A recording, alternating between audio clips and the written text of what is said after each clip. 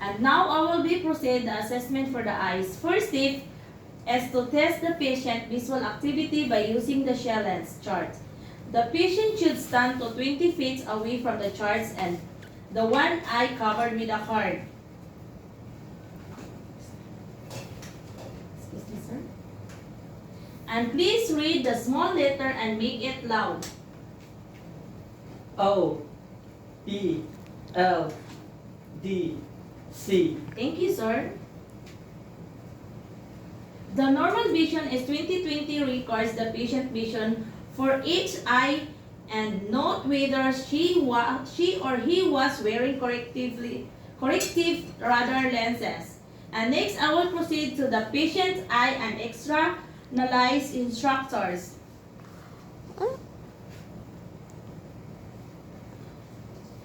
And the eye should appear symmetrical and the eyebrow should be free from scaling. The eyelid should partially cover the iris and the eyelashes should return outward.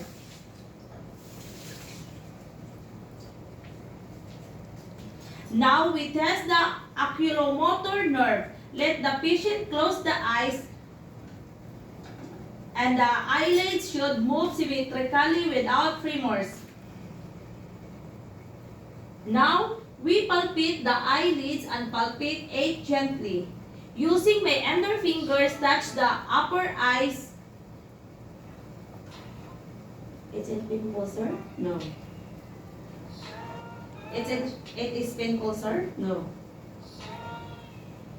Next, the palpation of the eyelids is to check for the presence nodules of tenderness and it should not cause pain and tardiness. Next, we will inspect the lower conjunctiva. Open the eyes and look up, then inspect the upper conjunctiva and the sclera.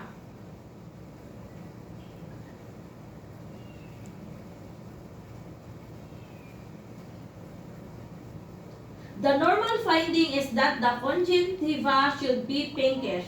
The normal finding is that eye free of exudate and axilla should be white. Now, we palpate the lacrimal apparatus.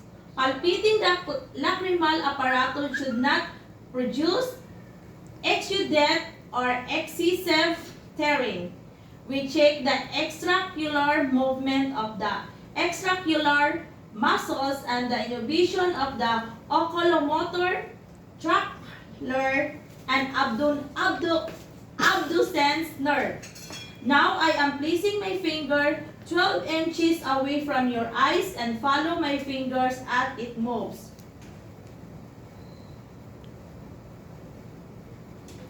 Upper right, far right, lower right, lower left, far left, upper left. The final findings, the eye should move equally and smoothly through the 6 cardinal position of gaze and the lateral position of gaze should show 2 bits of nice tragus or fine oscillating movements that abnormal and other position. Now with these 4 eyes accommodations, I will place my finger 4 inches away from the patient's eye.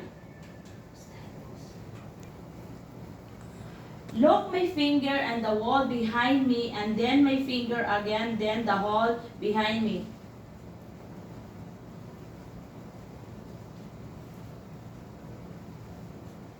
The normal finding is the pupil will constrict when looking at my finger and the pupil will dilate when looking at the wall behind me or a distant object. This time we perform the cover and cover test.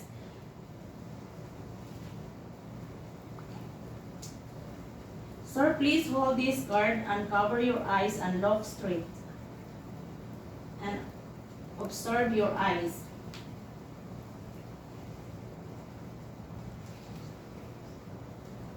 Go.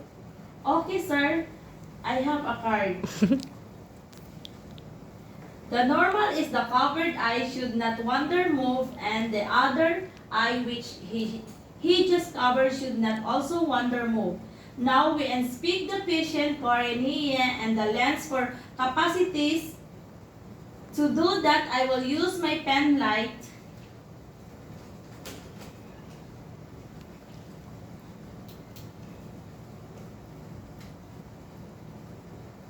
Now, we proceed with the corneal light reflexit, which is to assess the eye alignment of the patient.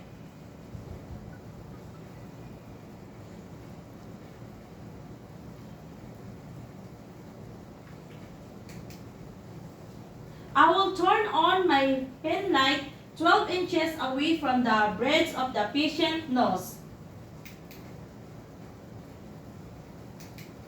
The reflection of the light is seen on the same spot on the both eyes. That means both eyes are properly aligned. Now we inspect the pupils. The pupils are normally 3 to 5 millimeters and equally round. Now we do the papillary light to darken the room, and I will move from the outer canthus to the inner canthus using the pen light.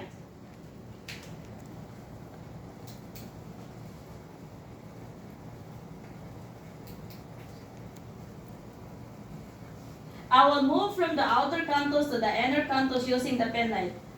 The oculometer nerve is normal. The normal finding is that the findings as a pearl, which means pupils are equally round, reactive to light and accumulation. Now we assess the inner structure of the eye using the ophthalmoscope to prepare ophthalmoscope. Rather, we have to choose the correct lens size, turn on the ophthalmoscope, and adjust the operator to the largest beam of the light. Since I don't have a ophthalmoscope, now I'll be using my pen light to assess the internal structure of the eye, and first I will examine the patient left eye. I will use as well my left, and I hold the ophthalmoscope and my left with my ending on the lens selector. I tell my patient to the point straight ahead and to keep his eyes open still and 15 inches away, and add on oblique angle. Focus a small circle of light on his pupil or read reflex.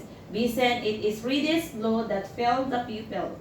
Light the eyes away from the client. Then you have to using an ophthalmoscope. You have keep looking the red reflex as you move toward the patient. As retina details become a sharper, follow the blood vessels until they average up to the optic disc on the nasal side of the retina. That this should be arranged to creamy pink round the structure. Use our disc diameter as the basis of measuring any retinal background.